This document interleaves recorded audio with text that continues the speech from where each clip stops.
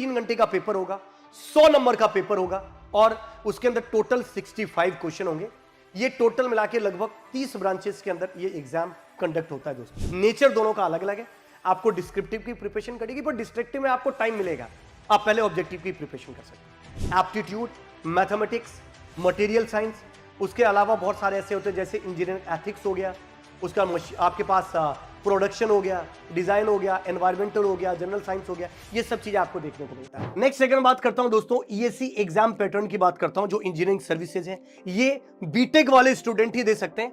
ये 4 डिपार्टमेंट के अंदर होता है, सिविल, मैकेनिकल, इलेक्ट्रिकल इंजीनियरिंग और 4th जो ब्रांच है वो इलेक्ट्रॉनिक्स एंड टेलीकम्युनिकेशन ब्रांच है। आप कोई भी ब्रांच से बीटेक हो, you are eligible for those particular ESC, but आपको इन 4 ब्रांच में से कोई एक ही ब्रांच में अप्लाई करना होगा।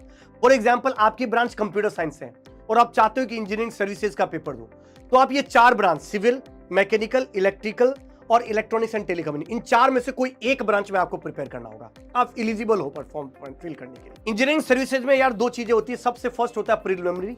अगर फर्स्ट पेपर की बात करते हो, प्रिलिमिनरी में 2 पेपर होते हैं, पेपर 1 और पेपर 2। पेपर 1 जनरल एप्टीट्यूड होता है और मैथमेटिक्स होते हैं, general studies and engineering aptitude बोला जाता है। और पेपर 2 जो है वो रिस्पेक्टिव ब्रांच का है। आप 4 ब्रांच में से कोई भी ब्रांच के हो, आपके रिलेटेड, जैसे आप मैकेनिकल के हो तो मैकेनिकल से रिलेटेड होंगे, टोटल वो होंगे। 2 घंटे का होता है general studies and engineering aptitude. General studies and engineering aptitude की अगर मैं बात करता हूं तो दोस्तों इसके अंदर आपको एप्टीट्यूड, मैथमेटिक्स, मटेरियल साइंस, उसके अलावा बहुत सारे ऐसे होते हैं जैसे इंजीनियरिंग एथिक्स हो गया, उसका आपके पास प्रोडक्शन हो गया, डिजाइन हो गया, एनवायरमेंटल हो गया, जनरल साइंस हो गया, ये सब चीजें आपको देखने को मिलता है। यही चीज पेपर 2 ब्रांच वाइज होता है, ऑब्जेक्टिव ही होता है। 200 नंबर का नॉन टेक्निकल होता है, 300 नंबर का टेक्निकल होता है। यानी objective paper first day 500 marks का होता है। अगर आप इसको क्वालिफाई कर लेते हो, then you are eligible for the paper और कन्वेंशनल पेपर, जो कि उसके लिए 3-4 महीने का टाइम मिलता है। पेपर 1 को क्वालिफाई करने के बाद आप पेपर 2 के लिए एलिजिबल होते हैं। इसमें पेपर 1, पेपर 2, पेपर 1 भी और पेपर 2 भी दोनों ही कन्वेंशनल होंगे। पेपर 1 में 6 सब्जेक्ट होते हैं, पेपर 2 में भी 6 सब्जेक्ट होते हैं। आप जिस ब्रांच से बिलोंग करते हो उस ब्रांच का पेपर होता है। टोटल 8 क्वेश्चन होते हैं, 8 में से 5 क्वेश्चन करने जरूर होते हैं, जिसमें से पहला क्वेश्चन कंपलसरी होता है, पेपर 1 का भी और पेपर 2 का भी। 3 घंटे का पेपर 1 होता है, 3 घंटे का पेपर 2 होता है। 300 नंबर का पेपर 1 होगा, 300 नंबर का पेपर 2 होगा। टोटल 8 में से 5 क्वेश्चन इधर, 5 क्वेश्चन इधर आपको करने होंगे। टोटल मिलाकर 600 नंबर का कन्वेंशनल पेपर होगा। अगर आप ये 600 नंबर का कन्वेंशनल पेपर प्लस 500 का ऑब्जेक्टिव पेपर, यानी 600 प्लस 500, 1100 नंबर को अगर आप कट ऑफ क्लियर कर लेते हो, then you are eligible for the interview. और यहां पर इंटरव्यू 200 नंबर का होता है, यानी 1100 प्लस 200, 1300 नंबर का आपका इंजीनियरिंग सर्विसेज का एग्जामिनेशन होता है। अब मैं ये भी डिस्कशन करूंगा कि आप लोगों को कैसे डिसाइड करना है कि कौन सी चीज आपके लिए बेस्ट बनी हुई। उसके बाद अगर मैं गेट की बात करता हूं, ग्रेजुएट एप्टीट्यूड टेस्ट इंजीनियरिंग, बहुत सारे बीटेक वाले बच्चों को, अगर ये टियर 2 टियर 3 कॉलेज में पढ़ रहे हैं, उनका सपना है कि सर मुझे आईआईटी से मुझे एमटेक करना है और मुझे आईआईटीज के अंदर जाना है, एनआईटीज के अंदर जाना है या फिर पीएसयू के अंदर जॉब करना है, तो आपके लिए जो सबसे इंपॉर्टेंट चीज है वो दोस्तों ग्रेजुएट एप्टीट्यूड टेस्ट इंजीनियरिंग। 3 घंटे का पेपर होगा, 100 नंबर का पेपर होगा और उसके अंदर टोटल 65 क्वेश्चन होंगे। ये टोटल मिला के लगभग 30 ब्रांचेस के अंदर ये एग्जाम कंडक्ट होता है दोस्तों। अभी 2 नए ब्रांच ऐड किए गए हैं इसके अंदर, राइट। पहले से प्री डिफाइंड सिलेबस होता है, उस सिलेबस के हिसाब से पढ़ना है। 3 तरीके के क्वेश्चन देखने को मिलते हैं, एमसीक्यू, एमएसक्यू और एनएटी। एमसीक्यू का मतलब मल्टीपल चॉइस क्वेश्चन, 4 में से एक सही होगा, आपको सेलेक्ट करना होगा, सही सेलेक्ट कर दिया आप क्वालिफाई कर जाओगे। दूसरा होता है आपके पास उसके बाद होता है एमएसक्यू, मल्टीपल सेलेक्ट क्वेश्चन, 4 में से एक भी सही हो सकता है, 2 भी सही हो सकता है, 3 भी सही हो सकता है, 4 भी सही हो सकते हैं। जब सारे सही आंसर सेलेक्ट करते हो तो आपको मार्क्स मिलेगा। पार्शियल सही सेलेक्ट करने पर या गलत सेलेक्ट करने पर नेगेटिव मार्किंग नहीं होती, 0 ही रिवार्ड मिलेगा।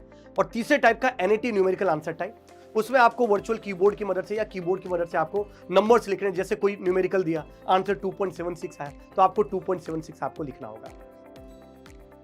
उसके बाद बात करते हैं तो दोस्तों ये मैंने आपको बता दिया, इसमें एप्टीट्यूड के 10 क्वेश्चन होते हैं और 55 क्वेश्चन टेक्निकल होते हैं, टोटल मिला के 65 क्वेश्चन होते हैं।